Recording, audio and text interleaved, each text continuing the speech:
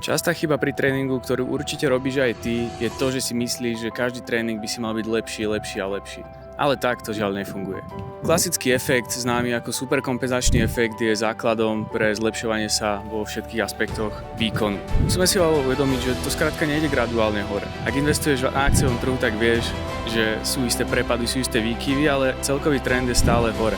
Často si hlavne v začiatkoch pri tréningu myslíme, že každý tréning musí byť lepší a lepší, a keď zrazu máme po niekoľkých dobrých tréningoch horší tréning, myslíme si, že sme sa zhoršili a začneme hľadať dôvody, prečo to tak je, čo som urobil zle, prečo sa zrazu cítim zle, zhoršil som sa za ten jeden tréning.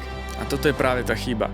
Keď trénuješ a ustavične sa v niečom zlepšuješ, určite príde taký deň, kedy si povieš, že wow, teraz som to dal, hej, a zlepšíš sa, dosiahneš niečo obdivuhodné, budeš zo seba veľmi šťastný. A potom príde ďalší tréning a ty budeš automaticky očakávať, že to isté by si mal dosiahnuť aj v ten ďalší tréning. Ale brácho, to je blbosť. Ty každý ďalší tréning budeš porovnávať s tým najlepším, ktorý si mal v tej svojej kariére, ale určite po tom najlepšom tréningu budeš mať dni, ktoré budú horšie. Ale keď neprestaneš trénovať, tak dosiahneš časom ďalší tréning, ktorý bude ešte lepší, než bol ten predošlý najlepší, ale potom opäť budeš porovnávať každý ten ďalší tréning s tým svojím najlepším. A skrátka to tak funguje. Máš najlepší tréning, potom máš pár, kedy máš nižšiu výkonnosť. A potom ale postupuješ znova hore a zase hitneš ešte lepší tréning ako bol ten predošlý. Potom máš zase pár tréningov, počas ktorých máš nižšiu výkonnosť. Ja sa tréningu calisthenics a street workoutu na výkonnostnej úrovni venujem už 10 rokov a týchto cyklov som zažil nespočetné množstvo. Z začiatku som to analyzoval, ale prestal som s tým, pretože mi to zbytočne uberalo energiu, zamýšľal som sa nad zbytočnými vecami a pochopil som, že ten proces sa opakuje non-stop.